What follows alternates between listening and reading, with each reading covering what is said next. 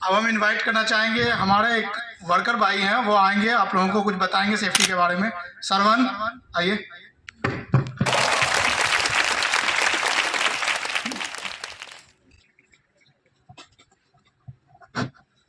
सबसे पहले thank you sir, जो आप मुझे 2 शब्द बोलने का मौका दिए।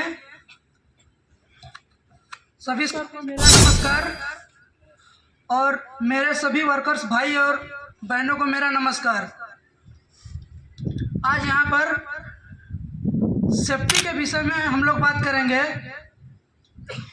मेरा नाम सरोवर है, मैं यहाँ पर 2000 किलोमीटर की दूरी पर काम करने के लिए यहाँ पर आया हूँ।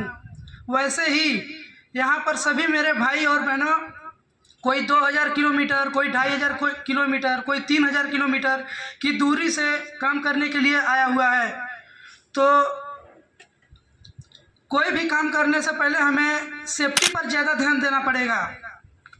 साइट पर यहाँ बहुत प्रकार के काम हो रहे हैं और हमारे पीछे परिवार भी है। ये चीज़ ध्यान में देते हुए हमें कोई भी काम करना है। हमारी एक छोटी सी भी गलती हमारे पूरे परिवार को भुगतना पड़ जाएगा। इसलिए कोई भी काम करने से पहले अपने फुल सेफ्टी में कीजिए। हमें कंपनी द्वारा helmet, goggles, shoes, hand glove, jacket दिया गया है और हमें काम करते समय एनी टाइम सेफ्टी में ही रहना है। ये हमारे सेफ्टी के लिए ही दिया हुआ है। इसलिए यहाँ साइड पर जैसे बहुत इस समय गाड़ियों का भी बहुत कम हो रहा है, तो आते जाते समय अपने साइड से ही आए जाएं। और लंबी लंबी गाड़ियाँ भी चल रही हैं तो उसके क्षेत्र में न आए।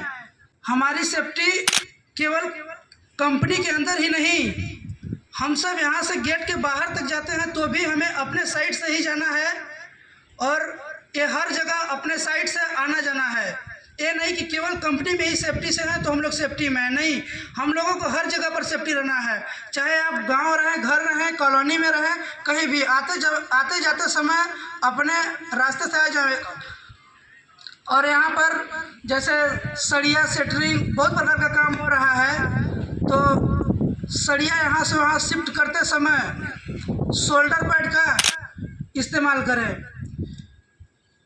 शोल्डर पैड का इस्तेमाल अगर आप नहीं कर रहे हैं तो फिर वो हमारे पर ही प्रभाव पड़ेगा, हम सब पर ही प्रभाव पड़ेगा। जैसे कि यहाँ पर कंधा छील सकता है, उससे हम लोगों को ही प्रॉब्लम होगा।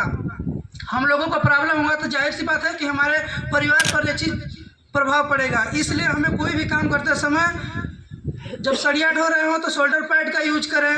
और स्टोर से कोई भी सामान ले जाते समय अगर इशू करवा रहे हैं तो यहीं पर चेक कर लें। अगर ग्राइंडर मशीन ले जा रहे हैं तो उसका गार्ड देख लें, उसका व्हील देख लें कि सही से बैठा है कि नहीं। फिर उसके बाद जितना भी मशीन जाए तो एक बार चेक कर लें कि सब चीज़ सही है कि नहीं। और सेटरिंग करते टाइम जैसे कीला वीला मारना हो तो एनी टाइम चश्मा लगा कर ही मारे, ताकि अगर बाई चांस कीला छटके भी तो आंख पर आएगा भी तो पहले चश्मा रोक लेगा, जिससे कि हम लोगों का आंख से बच जाएगा।